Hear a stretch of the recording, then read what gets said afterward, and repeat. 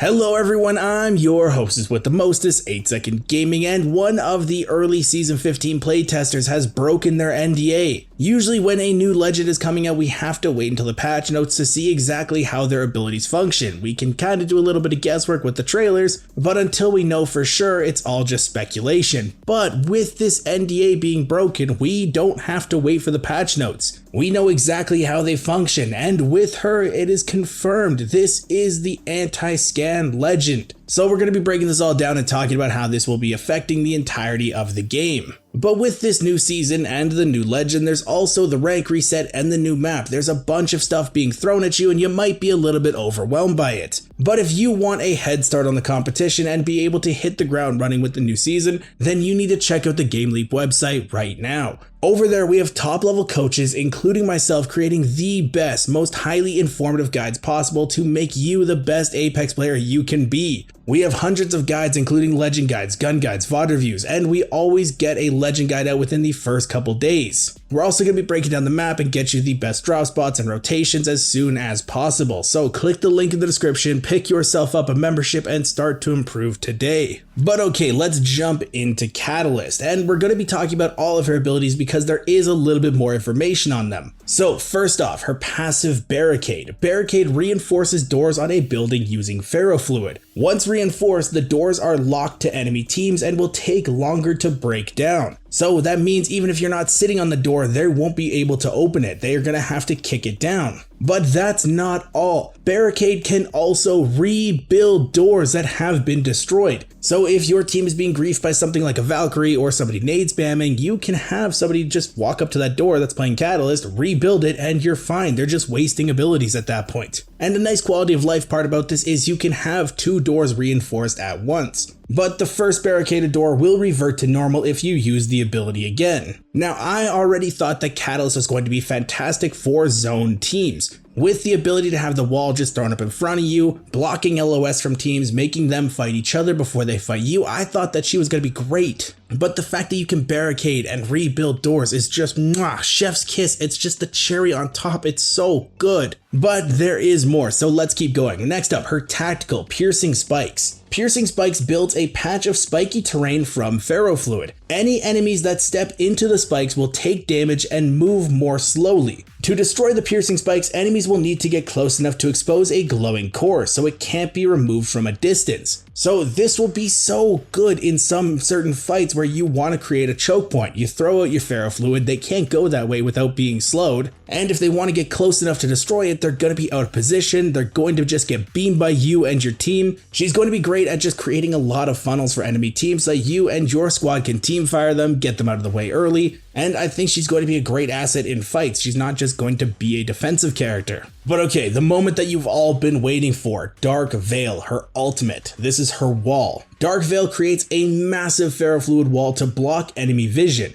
Any enemies who pass through Dark Veil will be briefly slowed and partially blinded on the other side. Dark Veil also blocks scanning abilities used by other teams, but it is possible to go over the wall with some movement abilities, so Horizon is probably still going to be pretty meta next season. But the fact that it doesn't just block scanning abilities, so SEER and Bloodhound are just basically useless against this, but it also slows and partially blinds anyone that tries to push through this, is going to make it so that this is just a huge defensive layer on top of her kit. I think she's actually going to be a lot more meta than I initially thought. I think that her kit is actually super strong. Now, I am kind of curious as to what went through Respawn's head in order to change Catalyst's abilities to this and be the anti-scan legend. As some of you may know, this was not Catalyst's original design. Her original abilities were more about building terrain, shooting out the ferrofluid, and creating structures around her. And John Larson even went on the record a while ago saying that he didn't like the idea of a scan legend. He said, and I quote, "Not thrilled about the idea of an anti-scan legend, mostly because in a scan meta, now the counter is tied to a specific legend which limits options. Scans can mean a lot of things in Apex, as we're seeing with the SEER meta, much different feel. Legend agnostic options are more intriguing to me personally. So something went down behind the scenes at Respawn in order to make them want an anti-scan legend. And the fact that they went the route of making a new character the anti-scan legend instead of adding that ability to Bangalore Smoke is kind of weird to me. If they added the anti-scan to Bangalore Smoke, it would make her a little bit more meta and still add the legend diversity in my opinion. But let me know what you guys think on that. Would you guys rather Catalyst to be the anti-scan legend, even though we don't have her yet, or would you rather Bangalore be that and Catalyst be her old design? Drop your opinions down below. But now with all this information, I do think that Catalyst is going to be very strong. She's going to come hard hitting into the meta and make a lot of the Seer and Bloodhound players have to really play around her ultimate. They're not going to be absolutely completely useless because it is an ultimate ability. It's going to take a little bit of time for it to get charged up, and once you use it in a fight, then afterwards you can play around it. So there is going to be some counterplay towards this ability, and Seer and Bloodhound will still have their place in the meta. But all in all, I do think that she sounds fairly balanced. I am super excited to get my hands on her, play her a little bit, and see how she actually feels in game, and I hope that you guys are as excited. And if you are, then you don't want to miss any of our Season 15 videos coming out because we have some bangers planned. So if you guys want to stay up to date with the latest and greatest Apex Legends tips, tricks, and news, don't forget to smash that like and subscribe button. Also ring the bell so you'll be notified when we do post these videos. Thank you guys all for watching. Once again, I'm 8 Second Gaming, and I will see you in the next one.